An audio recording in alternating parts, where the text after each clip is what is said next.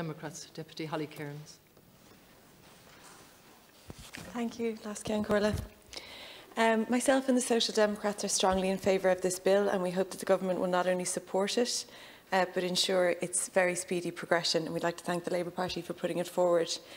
It addresses deficiencies in existing workers' rights and provides additional much-needed protection during a pandemic. Bills like this one have to be a point of unity during a COVID crisis. Workers in this country have no entitlement to sick pay. It is essentially a voluntary measure which, thankfully, many employers provide. But there are also whole sectors who can afford it and choose not to give people the dignity of it, including the state. Sick pay should be a basic entitlement. It should not be a matter for debate. Ireland is an outlier in a European context. In economically comparable countries, sick leave is a given. It is an entitlement, and we need to address this deficiency here. Sick pay is less likely in precarious work environments, in more physically demanding industries, and in the ever-increasing gig economy. This leaves people in extremely vulnerable positions. The absence of proper support for older people, including sick leave, also can push them out of the workforce early. The European Commission's Social Protection Committee's review on sickness benefits highlighted the gendered aspects of sick pay. On average, women take more short-term sick leave due to factors such as part-time work, sick leave related to pregnancy and birth, and the demands of work in the home and care of children. As a result, the lack of sick pay in Ireland disproportionately affects women. This bill is not only a social and economic consideration during a pandemic, it is a public health one. What happens when a low-paid worker gets sick? What happens when a mother struggling to pay their children's education fees falls ill, or a father unsure if they can pay next month's rent feels unwell? We all know what happens. They still go to work because they don't have a choice. Without sick pay, we are directly incentivising people to go to work sick. This is ridiculous at the best of times. During a pandemic, it is absolutely scandalous. Presenteeism, that is going to work while being in poor health, is recognised as being an increasing challenge in European workplaces that is costing businesses and social welfare systems due to the spread of illness. Sick pay is a necessary security blanket for people. For businesses, it is an assurance that an ill employee will stay at home. And during a pandemic, it is an essential safety net for everybody, especially frontline workers. Sick pay is a basic public health policy.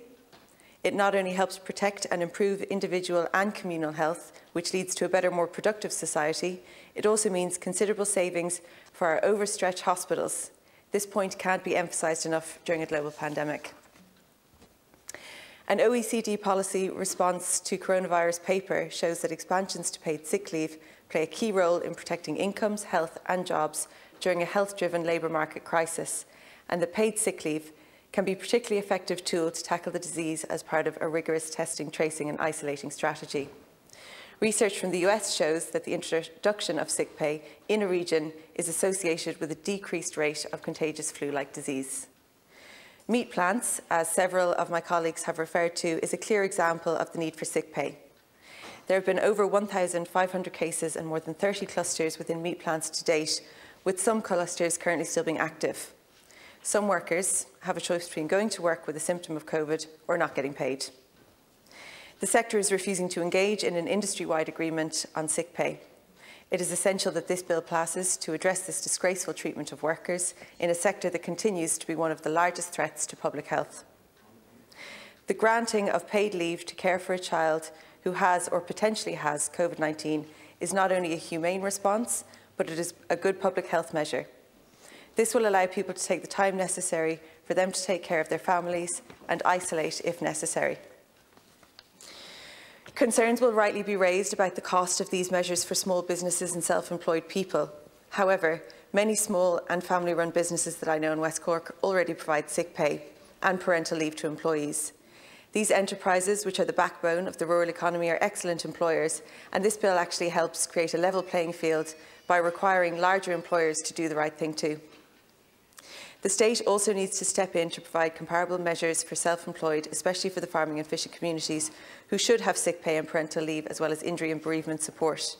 If the Government is serious about helping rural Ireland, these forms of paid leave should be introduced. This bill is about public health and the fair treatment of workers. Similar to the Social Democrats' workers' rights motion and the Sinn Féin motion to extend maternity leave in July, both of which were hollowed out through government amendments. This bill responds to the needs of ordinary people during a pandemic. Government needs to stop routinely ignoring opposition motions if we are to all work together during this pandemic. The bill is about people in precarious employment, many of them the front line, who do vital work but are denied sick pay.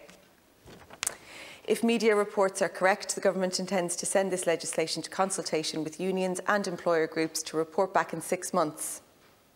This stalling tactic puts public health at risk, and it allows very profitable sectors and the state to continue to deny people basic entitlements. This is about tackling the spread of COVID-19. The government has been criticised for ambiguities and inaction before. Please don't let this be another issue left unaddressed. Sick pay is essential and is necessary now. Moving on to